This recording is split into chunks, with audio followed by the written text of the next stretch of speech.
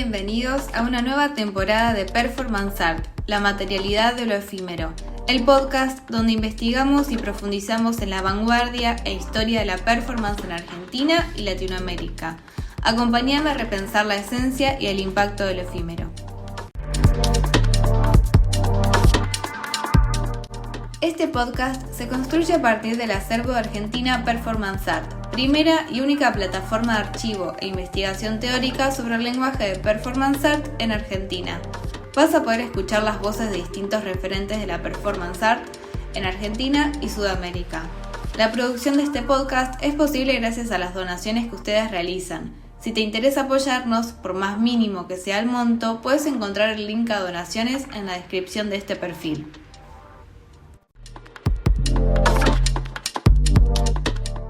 Hola, me llamo Catalina Russo, me dicen Cata. Soy estudiante de Curaduría en Artes y fui pasante en Argentina Performance Art en el periodo 2023-2024. La creación de este espacio fue mi proyecto personal a partir de la pasantía, donde el objetivo es revisar el archivo audiovisual de Argentina Performance Art.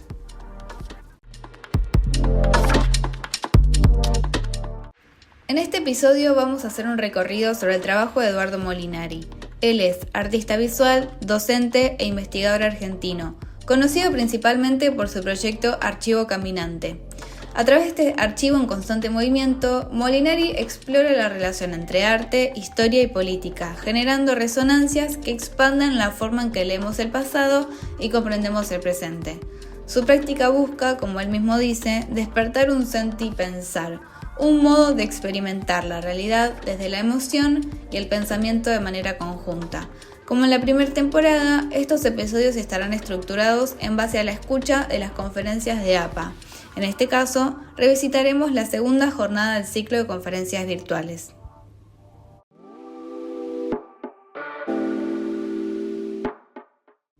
Comenzamos con el primer fragmento. Toda performance comienza con un gesto archivista para provocar un ejercicio de memoria, un gesto que habita la performatividad que implica ir y venir de todas las formas posibles en busca de los recuerdos, y si es junto a otros, mucho mejor.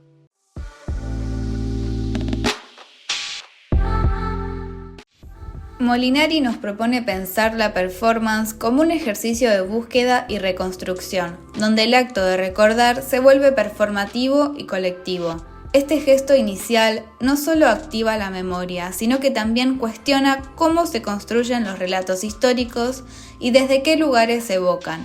Pensar el archivo como acción invita a involucrarnos en ese ir y venir entre tiempos, a caminar con los recuerdos y sobre todo a hacerlo en compañía, reconociendo la potencia de lo colectivo en la construcción de otras memorias posibles. Continuamos escuchando. Afirmo que toda práctica artística crea relatos, narrativas, textualidades, que no hay texto sin contexto. Pero ni nostalgia ni pasado mejor. Este es el símbolo del archivo caminante, de burrito o mula. Y dice, ni nostalgia ni pasado mejor, porque cuando yo inicié en el 2001 este trabajo, no era muy normal que la gente le interesara la historia y el contexto, entonces recibía críticas desde este punto de vista, que era como un trabajo nostálgico, y nada que ver con eso. Como los burros, como las mulas, animales dotados de una fuerte intuición a la hora de moverse por caminos difíciles, el archivo caminante transporta memorias de una persona a otra, de una generación a otra, de un lugar a otro. Pero no cualquier recuerdo, sino recuerdos potencia, aquellos en los que hay algo vivo o susceptible de vivir. Lo interesante de este fragmento es cómo Molinari desafía la idea de que trabajar con la historia y la memoria posea necesariamente una carga nostálgica o implique un mirar hacia el pasado de manera idealizada. Los recuerdos potencia no solo remiten a lo que fue, sino que tienen la capacidad de afectar el presente y proyectarse hacia el futuro. Esta visión convierte el archivo en un organismo vivo, en constante movimiento y transformación. Así, el archivo caminante no solo transporta relatos, sino que los reactiva en cada nuevo contexto y en cada encuentro.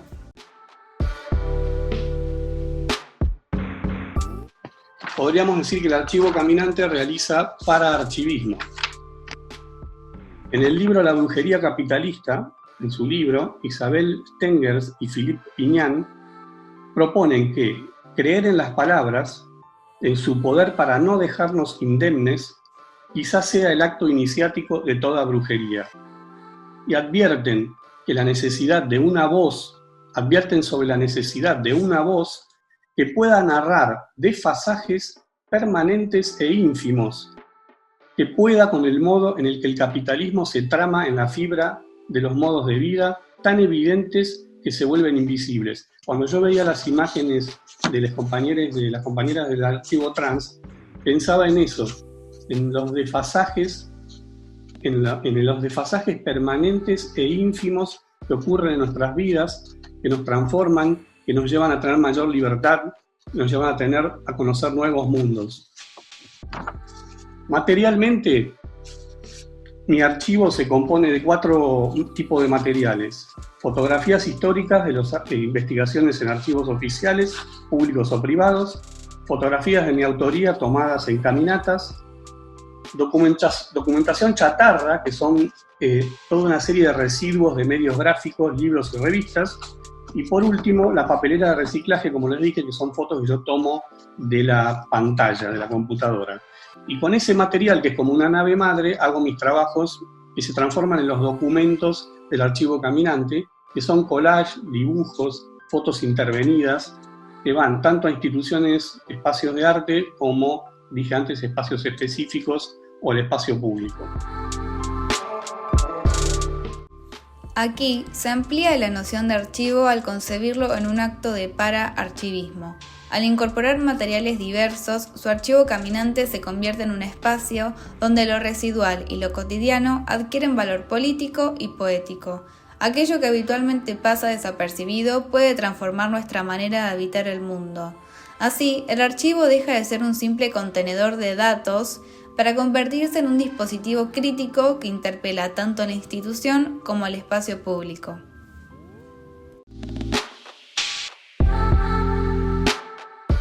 Durante mis investigaciones, suelo establecer una conversación con un espectro, el historiador ciego, que es esta encarnadura que ven aquí en la foto. Esto yo lo hice por primera vez en el 2007 estando en Berlín, pero luego lo reiteré en distintas ocasiones. Por ejemplo, en el 2017 en el Teatro Nacional Cervantes hice una conferencia performática donde el historiador ciego vuelve a aparecer. El historiador ciego es mitad ciego y mitad vidente. Cuenta historias que nunca vio con sus propios ojos y también comparte palabras y visiones predictivas.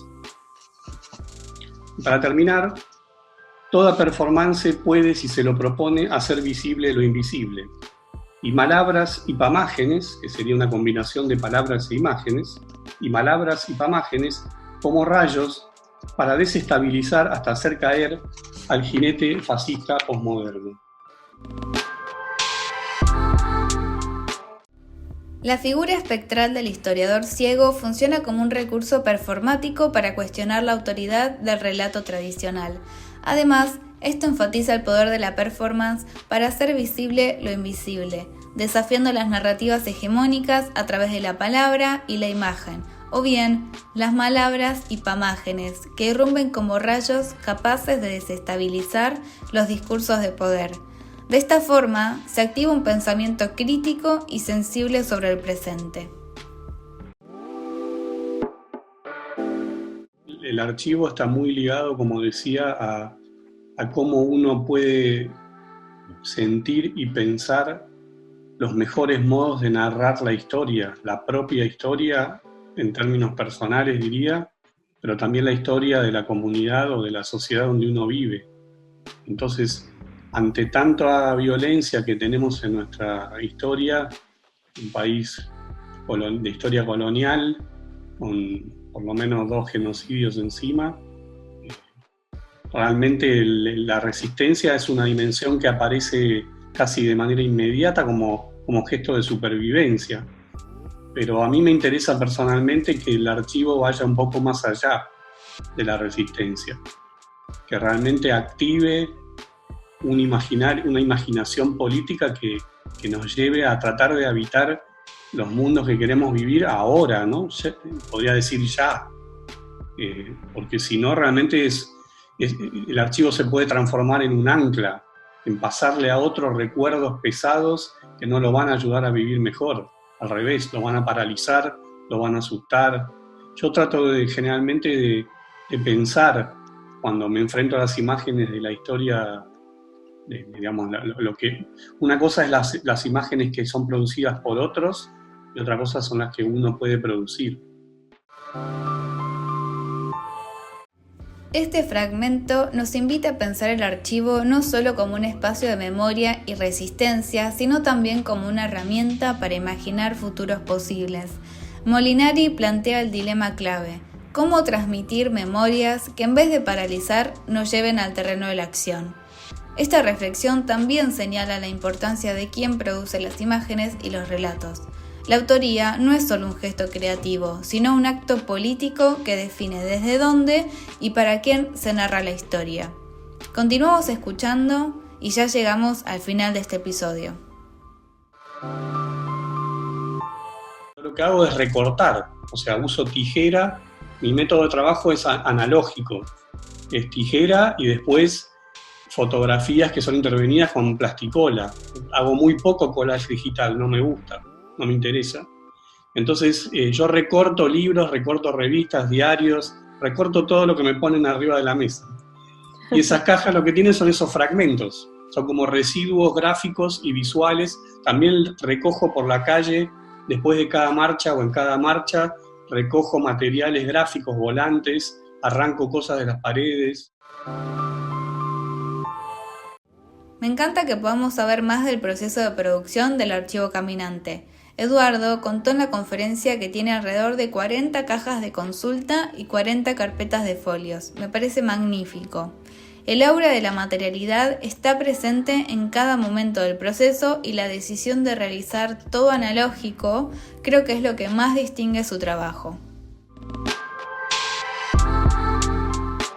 Si bien siempre los trabajos son colaboraciones, de alguna manera transdisciplinarias, con gente transdisciplinarias, quiere decir para mí que de acuerdo a lo que a mí me interesa investigar y en lo que me estoy enfocando, generalmente hay algún intercambio con alguna otra persona que tiene los saberes y los conocimientos que me pueden aportar una mirada más profunda y más precisa sobre las cosas, pero también aparecen todos los saberes que aparecen en el territorio.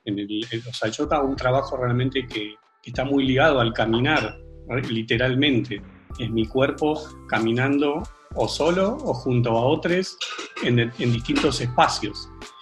Y tal vez por mi personalidad yo no tengo una actitud de investigador que va a hacer entrevistas, tampoco hago fotos de retratos de gente.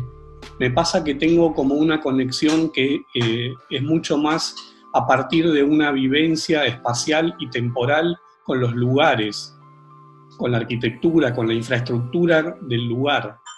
Tanto la infraestructura, digamos, urbana,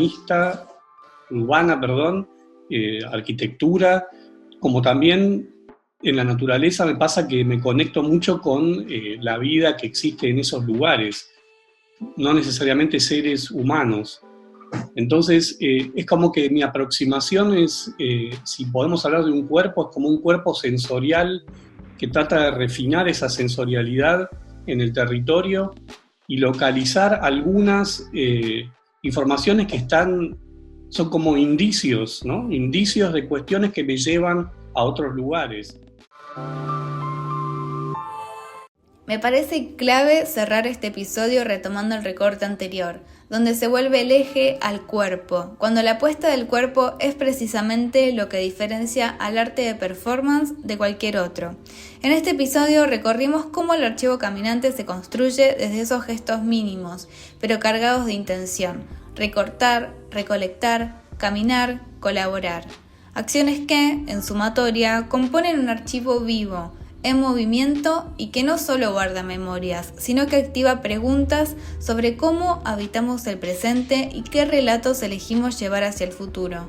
Nos quedamos entonces con la invitación a pensar la performance no solo como representación, sino como un modo de estar y de hacer en el mundo.